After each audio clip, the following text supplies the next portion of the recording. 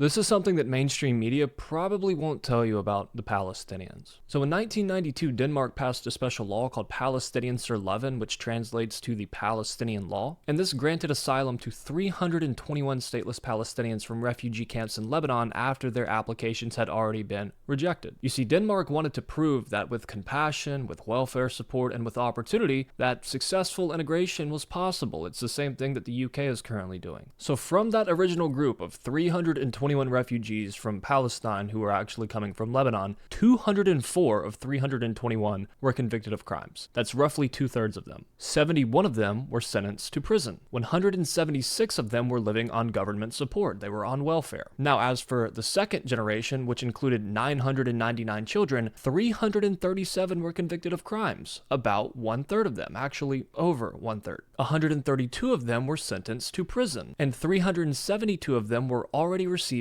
government aid. They too were basically on welfare. And according to Denmark's own authorities and statistics, some of these figures are actually a bit undercounted because they don't include people who later left Denmark or passed away, so the real rates are probably slightly higher. Now, Denmark doesn't track crime rates or anything like that by ethnicity, so they didn't track Palestinians individually, but if you zoom out and look at the official Danish statistics using Lebanese origin as a proxy, again, since most of these Palestinian refugees came through Lebanon, you see the same pattern. According to employment figures from Denmark's own statistics, only about 34% of the immigrants from Lebanon between the ages of 30 and 64 were employed in 2015, which is compared to the 80% employment rate among the native Danes. Around 61% of men and 75% of women from this group were on government welfare. For their descendants, their children, the next generation, employment did improve, but it still sat below native levels. Again, roughly 80% of Danish employment levels for men and 65% for women. And these outcomes put this group among the lowest performing immigrant communities in all of Denmark. There are only two communities behind them in terms of doing worse in employment. Those are Somalis